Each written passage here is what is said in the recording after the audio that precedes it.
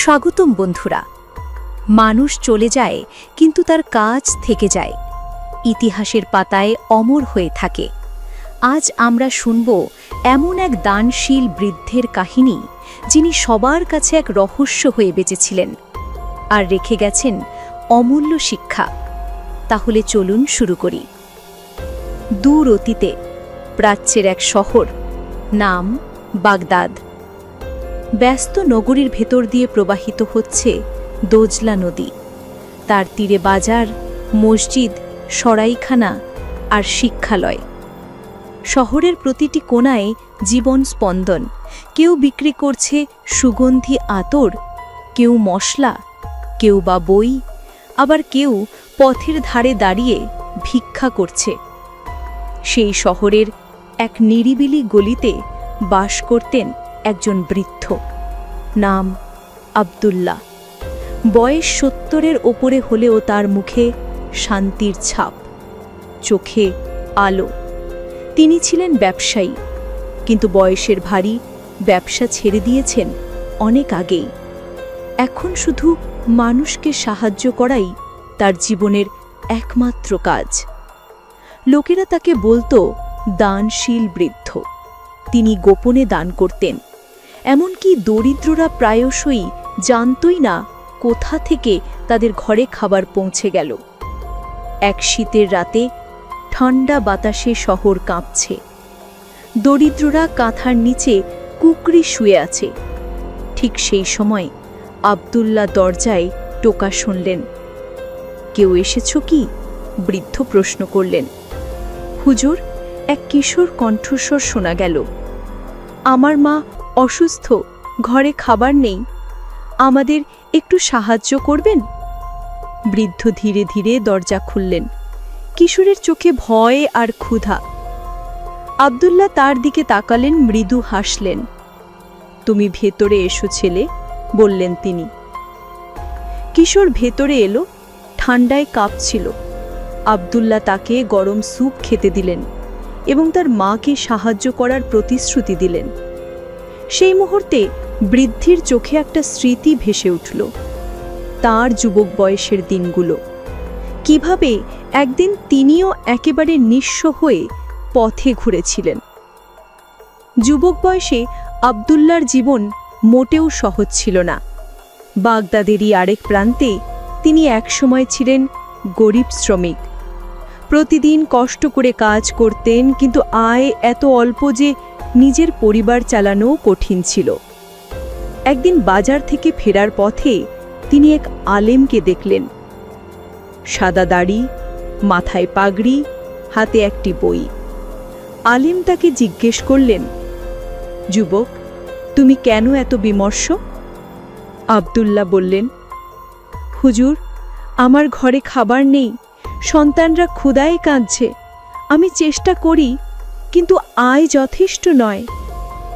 আলেম তার দিকে তাকিয়ে বললেন, তুমি কি জানো, দান শুধু ধনীর কাজ নয়। কখনো কখনো গরিব মানুষও একটি খেজুর দান করে আল্লাহর দরবারে বড় পুরস্কার পায়।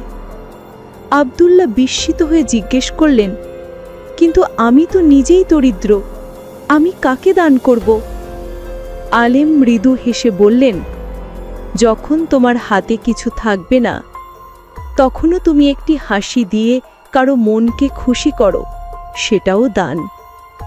এই কথাগুলো আব্দুল্লাহর হৃদয়ে গেঁথে গেল। তিনি প্রতিজ্ঞা করলেন, যতটুকু পারুন তিনি মানুষকে সাহায্য করবেন।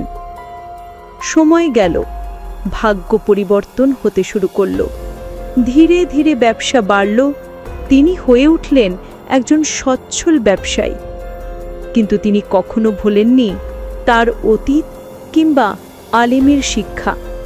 তিনি দানকে জীবনের প্রধান কাজ বানিয়ে ফেললেন। বছর কেটে গেল, তার দানশীলতা শহরে কিংবদন্তির মতো ছড়িয়ে পড়ল।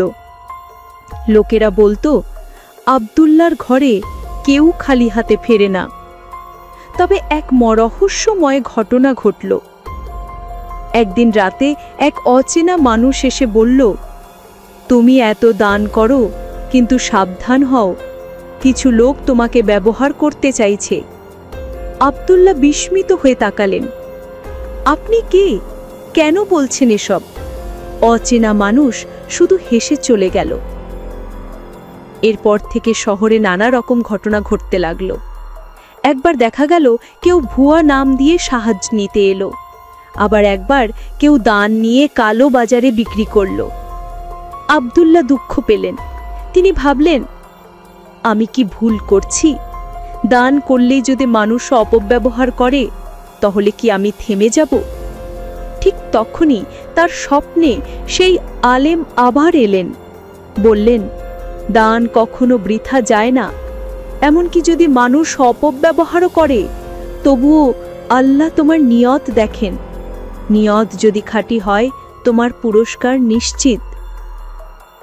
শীতের রাত শেষ হলো, সকাল হলো বাগদাদ শহরে। বৃদ্ধ আব্দুল্লাহ কিশোরের মায়ের জন্য খাবার, ওষুধ এবং কিছু অর্থ পাঠালেন। কিশোরের চোখে জল এসে গেল। সে বলল, হুজুর, আমি জানি না কিভাবে আপনাকে ধন্যবাদ দেব।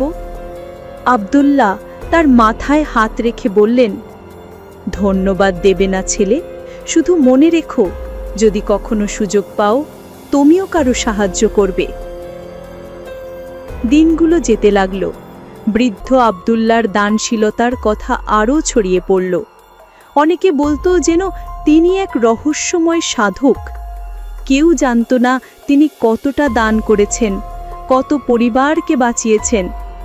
শেষ বয়সে যখন তিনি মৃত্যুশয্যায়, তার চারপাশে অসংখ্য দরিদ্র, ইয়েতিম, ছাত্র আর প্রতিবেশী ভিড় করল।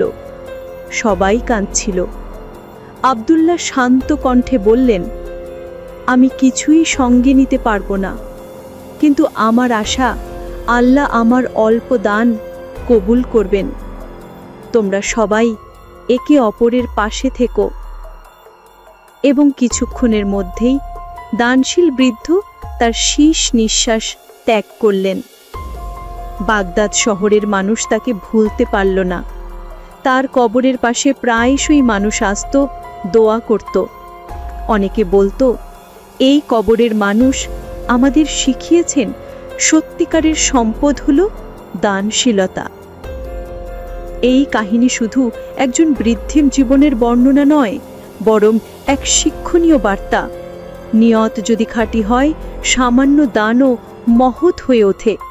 মানুষের কাছে যতটুকু থাকে সেটুকুই যদি ভাগ করে দেওয়া যায়, তাহলে তার প্রভাব যুগ যুগ ধরে মানুষের হৃদয় থেকে যায়।